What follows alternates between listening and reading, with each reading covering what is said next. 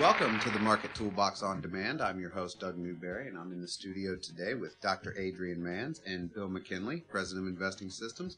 And we have a very special guest today. It's Mr. Art Collins. He's the author of Beating the Financial Futures Market. Let's welcome Art to the show. How you doing, Art? I'm doing good. How you doing today, Adrian? Very good, thanks. I wanted to talk to Art today about the kind of services that he provides, what he thinks about the marketplace, the kind of trading styles and trading systems that he uses. He likes to develop his own trading systems in TradeStation. And so how about telling us a little bit about how you look at the approach of building a trading system? Well, I don't want to trade anything that I can't verify in historical data. To use the broad term trader, I would be defined maybe as the worst trader on earth.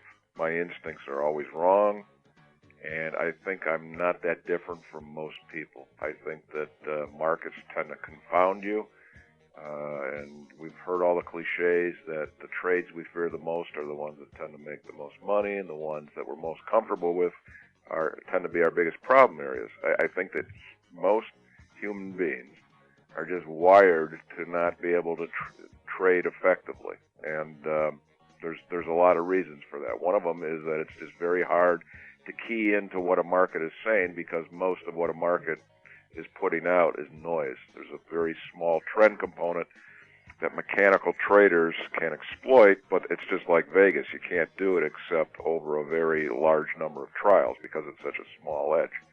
Mechanical trading is not a perfect universe, but it's the one way that I have of taking myself out of the majority of people who lose money trading markets and putting myself in the minority. So as untidy as it sometimes is, it's a 180-degree improvement that I'm happy to undertake. So I'm totally mechanical after years of fighting it, and finally kind of reconciled to that. That's interesting. So do you find that there's like a set of prerequisites that are must-haves for the trading system? For example, the trend identification, entry rules, exit rules?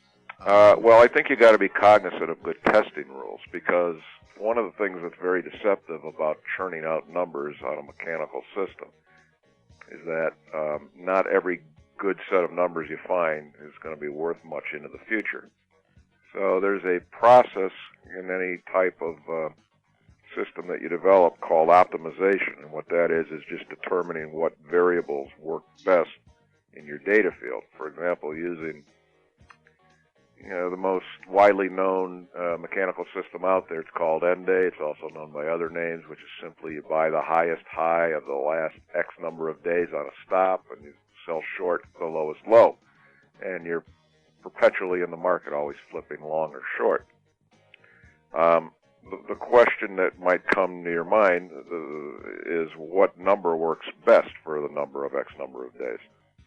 Most famous example was 20. Supposedly the Turtles and Richard Dennis got rich using a month's worth of days to trade on the breakouts of the highs and lows.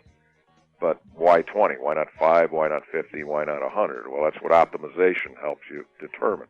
And then when you run your tests, let's say your increment was 5 and you went from 5 to 50, it would spit out 10 tests and give you the full array of numbers you needed to compare and contrast. Just going with the best numbers is not, that's not a good pathway to future reliability. I don't know how detailed you want me to get. Well, one of the pitfalls that we have found around here when we're testing new systems and we look back over previous data and you try to optimize, like you're talking, is that especially if you're trying to optimize more than one parameter, it becomes increasingly difficult because every subsequent optimization relies on the previous.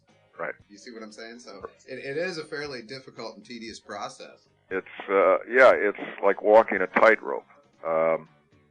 You have to use, past performance data in order to formulate anything, but if you overuse it, it's worse than if you weren't using it at all. So there is a lot of judgment that goes into the testing phase of the system. It's just that after you have the system in place that you believe in, then the judgment should go out the window, and you should be trading it like a robot or a machine. So in essence, you're trying to create, using subjectivity, a system that is completely objective.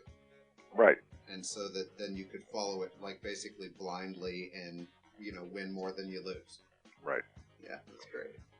So the guy who's trying to develop a trading system, let's say someone is pretty new to putting trading systems together. How do you tell them to stay away from the pitfalls, curve fitting data and how do you get them into the habit of out of sample testing and all this, the stuff that really works? I think people pretty much have to learn it the hard way. It's just, in a sense, anybody out there could become an effective trader tomorrow, right?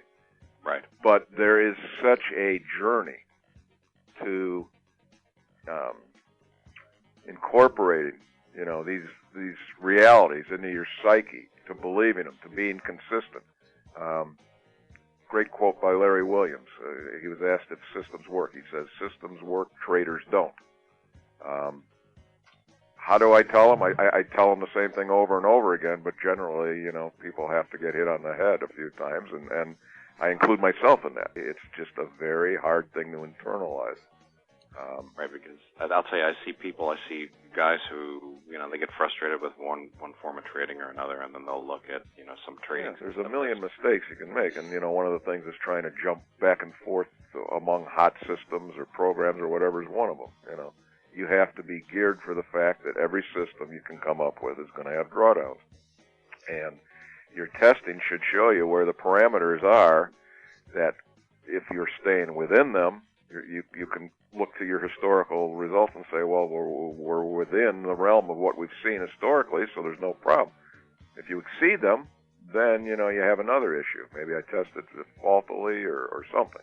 Right. But these numbers are very fortifying if you, the trader, want to surrender to them, in effect.